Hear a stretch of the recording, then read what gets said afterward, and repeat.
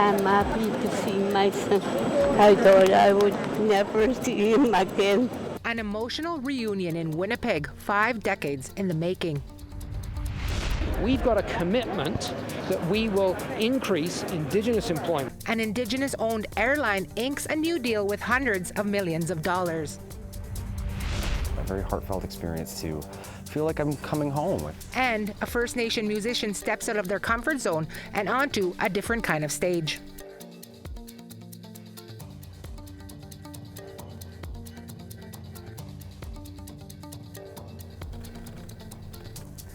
Tansin itutemak, tiar wheatley nisigasun, opasqueak oche. Tawau, welcome to APTN National News. It began with a simple ancestry test and ended with an emotional reunion this week. After 5 decades away from Manitoba, Jonathan Hooker, a 60s Scoop survivor, has come home. Kyler Minshall starts us off with that story tonight. Jonathan Hooker was only 18 months old when, against his family's will, he was taken by the federal government from his home community of Moose Lake and given up to a New Zealand couple for adoption. Hooker spent the majority of his life unaware of his Indigenous heritage, and it wasn't until his mother-in-law gifted him a DNA kit that he learned the truth. Through Facebook, he was able to get in contact with his half-sister, another Scoop survivor living in Texas, and was able to meet her and an uncle there in November of 2024. This Wednesday, Hooker arrived at the Winnipeg International Airport, returning to Manitoba for the first time since 1975 to reunite with his long-lost birth mother, Patsy George. I'm happy to see my son. I thought I would never see him again. He was only 2 months old when they took him away from me. And my other daughter, a month old. I don't know what they were doing.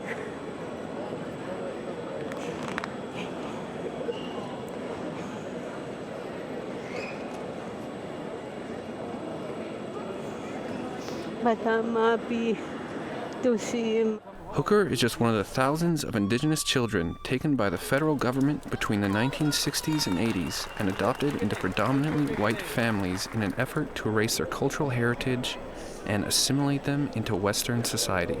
He says that he's excited to learn more about his history and culture. He will be spending his trip visiting family in Winnipeg, Birch River, and his home community of Moose Lake, and he hopes that more Scoop survivors will try to reconnect with their heritage. Yeah, I hope somebody gets some inspiration out of this. I hope someone sort of hears some of my story or comes and talks to me or anything, and we can maybe get some advice. Throughout this process, Jonathan has been supported by fellow Scoop survivor and advocate Colleen Rajat. She says she is happy for Jonathan, but thinks that there should be a permanent repatriation program set up to help 60 Scoop survivors in different countries return home. Kyler Minshall, APTN National News, Winnipeg. Kinanaskamitin Kyler. An Indigenous-owned airline has signed a landmark agreement worth nearly $500 million. The deal will see Rise Air provide workforce transportation services for 2 uranium companies in northern Saskatchewan. Video journalist Rachel May was at the event and has the details. So it's a big step change in technology, and that's going to have a big impact for us on our reliability of our services. Rise Air CEO Derek Neese says a new 15-year agreement with Cameco and Areno will allow them to expand their fleet and invest in employees. The nearly $500 million deal will also fund Indigenous pilot and airline mechanic programs, while adding 3 brand new planes straight from the factory in France. These aircraft are much more efficient for us because we can carry on one aircraft 68 passengers, whereas in the past we could only carry 44 passengers on the current aircraft. Rise Air is 100% Indigenous owned, with Athabasca Basin Development, Prince Albert Development Corp., and 12 First Nations in the province as shareholders. The company also offers a fully funded Indigenous pilot training program to help candidates from northern Saskatchewan become professional pilots. Neese says partnerships with companies like Cameco and Areno are vital to creating job opportunities for Indigenous people in their own communities. We want to have a workforce that lives in Saskatchewan, comes from Saskatchewan, is invested in Saskatchewan. And because we are Indigenous owned, and because we are flying into those northern communities, we've got a commitment that we will increase Indigenous employment. One of Rise Air's shareholder communities is Black Lake First Nation. Chief Corrine Saizi says she is pleased to see the province's only northern airline expanding to create more opportunities. So it is an honor, and I am proud of the companies for coming together and making more employment for our communities, to take people to the mine sites for work. So it is a proud moment today. Dylan Bringleson, Vice President of Supply Chain Management at Cameco, says they are proud to continue exploring business development, community engagement, and employment with northern communities. But the heart of our company is going to be always with the communities and the people in northern Saskatchewan, trying to find these opportunities. Rachel May, APTN National News, Saskatoon. Chiefs in Manitoba, along with the Broken Head Ojibwe Nation, are mourning the loss of former Chief Jim Bear. The Southern Chiefs organization made the announcement today. They said Chief Bear left a remarkable warrior's impact and influence in First Nations in Manitoba. He was recognized as a chief, a leader in business, and a steadfast advocate for Indigenous people. On April 30th this year, Treaty 1 Chiefs presented a Lifetime Achievement Award to Chief Bear. He was a residential school survivor and a longtime leader of Broken Head Ojibwe Nation. His legacy also includes co-founding the Southeast Resource Development Council, helping to establish the South Beach Casino, and he contributed to the historic repatriation of Nawe Odina Project in Winnipeg. Chief Bear was also previously awarded the Queen's Jubilee Medal. In a statement, Manitoba Families Minister Nahanni Fontaine said Chief Jim Bear was a kind, generous, and dedicated leader. I always appreciated listening to his wise words. Manitoba is a better place because of Elder Bear. The Assembly of Manitoba Chiefs also said Chief Bear dedicated his life to advancing the rights and sovereignty of First Nations. His leadership, vision, and commitment to nationhood left a lasting impact not only on his community, but across Manitoba and beyond. From all of us at APTN, sincerest condolences to Chief Bear's family and community. Before we head to the break, here's Yellowknife video journalist Bruce Dela Cruz to tell us about his ongoing coverage from the Innovation Empowering Spirit Conference. Hi there. I'm here on the third and final day of the Empowering Innovation Spirit Conference. Stay tuned for our coverage as today's panelists talked about AI, indigeneity, and reimagining financial systems that honor Indigenous culture and values. Stay tuned for that coverage coming soon to APTN National News.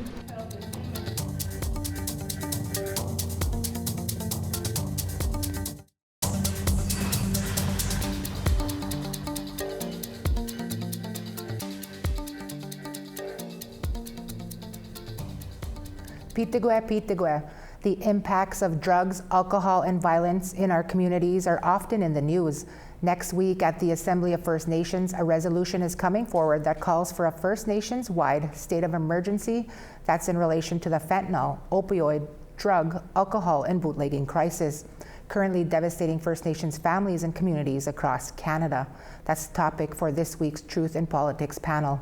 Jennifer Leowitz is the CEO of Pasqua Strategies, and helping us out this week is lawyer Leah Ballantyne. Leah, a resolution is coming to the AFN Assembly next week that calls for a First Nations-wide state of emergency in relation to the drugs, alcohol, and bootlegging crisis currently devastating First Nations families and communities across Canada. Is this a declaration that's needed? Oh, absolutely. The toxic drug crisis is directly connected to colonization and all the harms that our people historically and currently are experiencing.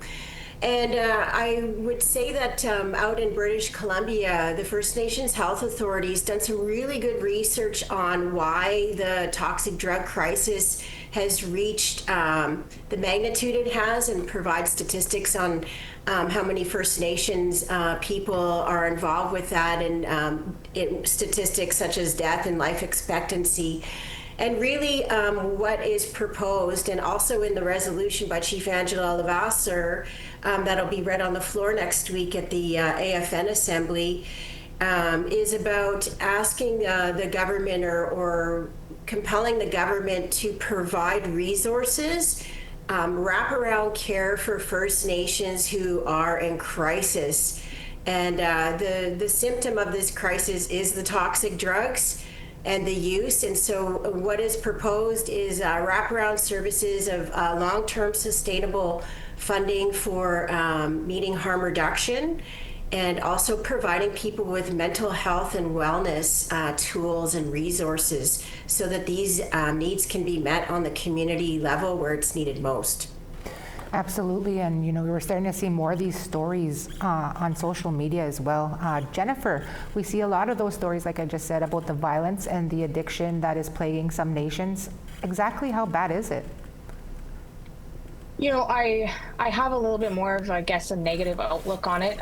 Having lost a sibling to addiction, which I've been very open about, it feels as though, the addiction takes course.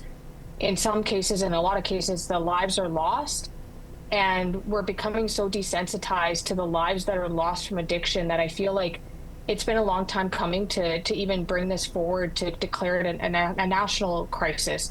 Because it is a crisis. It's been a crisis in a lot of our families. I've been very close to addiction my entire life, and I think it's time that we don't just talk about it, but we actually address it head on. We fund these services well. We bring wraparound supports in every part of this country. But we also have to remember that even as Indigenous people, we have our own systems and our own ways of knowing, but we're dealing with drugs that are manufactured and they're synthetic. So we have to bring in that, westernized and Eurocentric science in detox and in some of these areas to, medically intervene to bring people off of these drugs safely, but also to give them that long-term support to make sure that the recovery is as successful as possible. But then we also need to be addressing the root cause of crime, the root cause of addiction, the breakdown of family, the child welfare system, all of these things that have detrimentally impacted our people. It's time to also start addressing those issues head on. And I think the federal government has a direct responsibility to act. And I think they also need to work very closely with our provinces to make sure that beds are available, treatment options are there, and we are putting in as low barrier access to services as possible. Shelters, everything. Everyone from city council, MLAs, MPs have a direct responsibility to make sure that they're not just addressing this crisis and putting forward options, but they are making sure that they are doing it with the most information available possible so that these things are successful in the long term.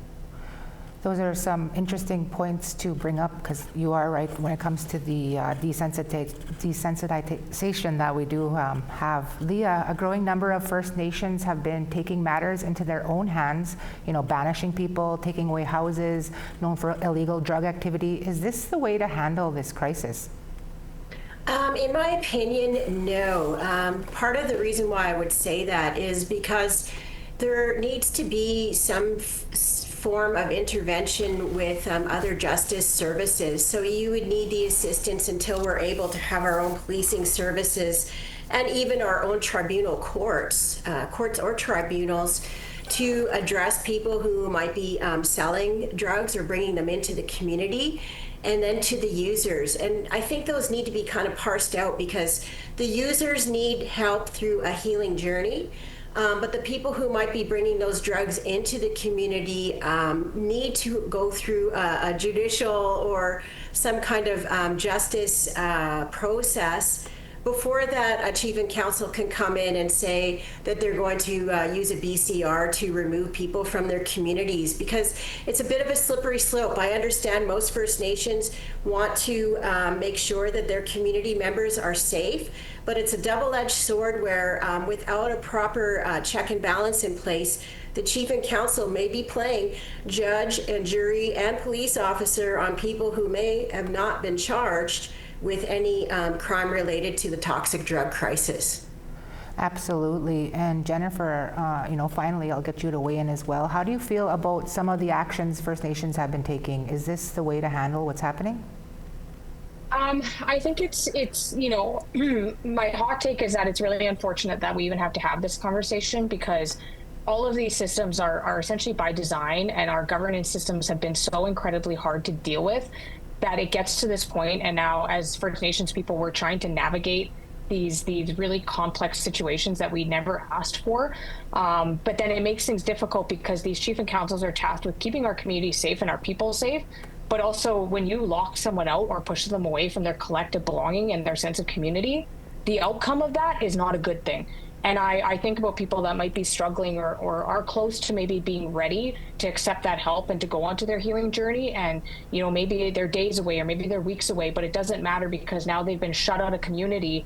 And what does that look like when they have to turn to the streets? And that, you know, goes back to, again, break down a family and even break down a community. That's how people get into gangs and get into trouble and that sort of thing. So I don't love it, but I don't know the right answer either when you're tasked with keeping people safe. Yeah, it's difficult, especially with, you know, the both of you also being a part of the community. You can't just walk away from it. So I just want to thank you both today for taking part in this conversation. Thank you. Thank you. And I just have to point out that all three of us are Cree women and maybe brag a little. And we want to hear what you think. Here's how to continue the conversation. Send us an email with your comments or story ideas to news@aptn.ca or head over to aptnnews.ca to read and watch our stories. You can also find us online on your favorite social media sites, including TikTok, YouTube, LinkedIn, and X. Don't forget to follow us. A musical about car troubles and res gas, who would have thought? We'll tell you more about it right after the break. Chaskwa.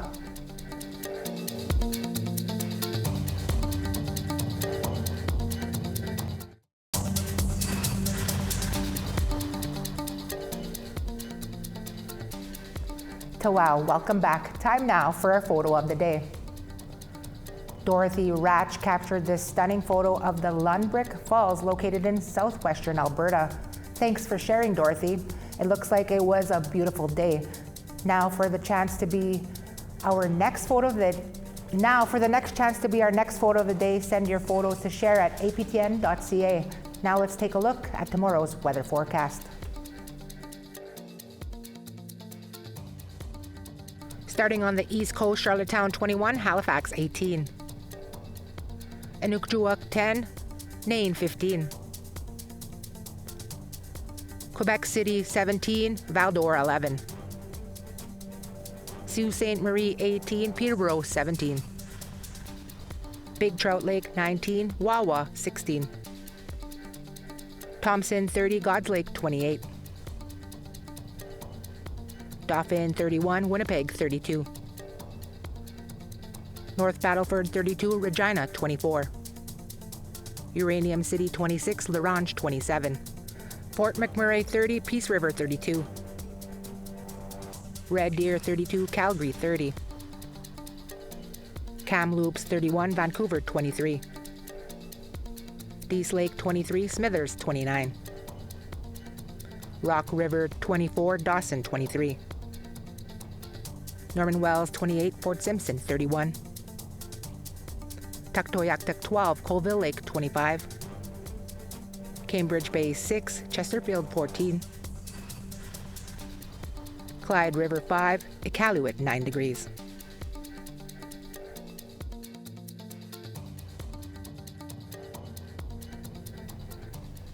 A First Nation musician has just found a new niche in the theatre industry. His first musical production, called Res Gas, kicked off in Port Hope, Ontario, and tickets are selling fast. Here's Annette Francis with that story. The covers and hold me tight. Wish with me for Kel Crow is confident anytime he has a guitar in his hand. He's been on the music scene entertaining audiences for the past 15 years. He jumped out of his comfort zone after being asked to participate in a theater project 3 years ago. Kind of insane, actually. You know, when I started this project, I thought that the whole process was going to be done and over with in a year with a reading here in the theater. And when it was over, I remember thinking like, wow, that was a really great time of my life, like time to move on, and what a great experience. And then, you know, a week later, I got the call that we were going to do it for real. And I was like, oh, all right. He's thankful for the push and the support of co-worker Genevieve Adam. I was sort of the one kind of just staring off into space, having ideas, and Genevieve was the one sort of, I've said this before, but catching them in a butterfly net kind of thing and turning them into something, you know, tangible and real. Resgas is now on stage at the Capitol Theatre. The lead character is Destin, who left his reserve in search of something better. He unexpectedly ends up back there after having car trouble. It all plays out at the Wide Wigwam Diner. Destin is played by John Walmsley. It's been 10 years since he has done musical theater. He says the production bridges many gaps. A very heartfelt experience to feel like I'm coming home. I feel like there's a part of me that is being, I don't know, it's just a part of me that feels like it was missing, and now it's kind of creating this whole picture for me. Crow says some of the inspiration came from his own experience. A lot of it came from within, I think.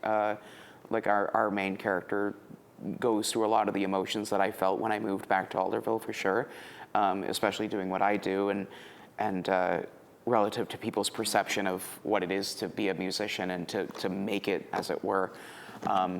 So I think, yeah, some of it's going to be autobiographical for people that know me, and some of it's going to feel new, or like maybe they didn't know me as well as they thought they did. The musical crosses a few genres in music, including rock, hip-hop, and of course there's comedy. We have really funny humor. We have really intense moments of emotion. We have moments of you know, anger and hope and all of these different things. And I wanted it to be a piece where, you know, we can say as much as we want about the overall culture, but we wanted it to be coming from a very personal, you know, moment in this sort of like slice of life for these characters. And I think that we've achieved that and then some. According to Crow, tickets are selling fast. Resgas runs until September 7th. Annette Francis, APTN National News, Port Hope, Ontario. I wonder if they'll let me be a part of that musical.